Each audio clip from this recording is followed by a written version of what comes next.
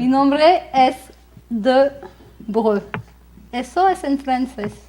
Pero para los españoles hay una dificultad, es la primera, c'est de. En español el E se dice E, pero en francés se dice E. Este es el signo fonético. De. Otra dificultad, breu. Dice breu. Breu. Breu. De estas palabras es igual, se dice E. Pero los españoles van a decir de, bre, u. Este también es diferente, se dice u. Dice u.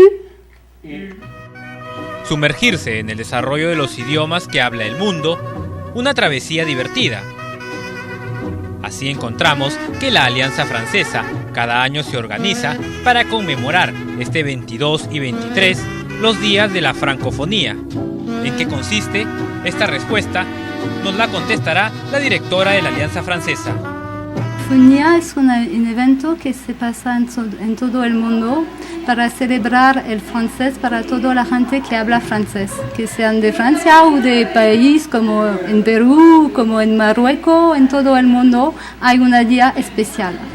Si usted tiene intenciones de postular superior o posgrado en Francia, puede acudir a la conferencia magistral, donde conocerán de todos los requisitos a seguir.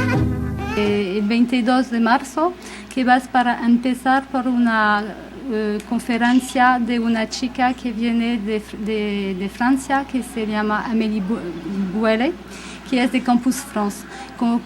Campus France es una asociación que viene para explicar a los alumnos, pero no solamente a los estudiantes de la Alianza, pero vamos a compartir con todo Chiclayo para que los alumnos que desean ir a trabajar y estudiar en Francia puedan ir.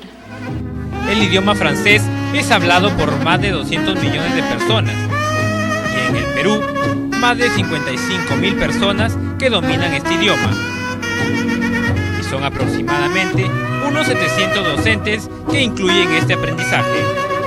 La nueva directora de esta institución nos revela que ha elegido quedarse en Chiclayo por un motivo muy especial. Antes de venir me había mirado en internet para ver que estaba Chiclayo y me decían que es un pueblo de la amistad y me he dicho, oh, es un mito, no es posible.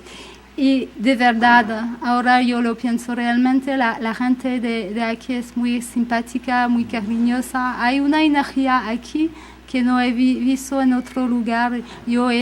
Pues ya lo sabe, el Día de la Francofonía se aproxima y será gratuito.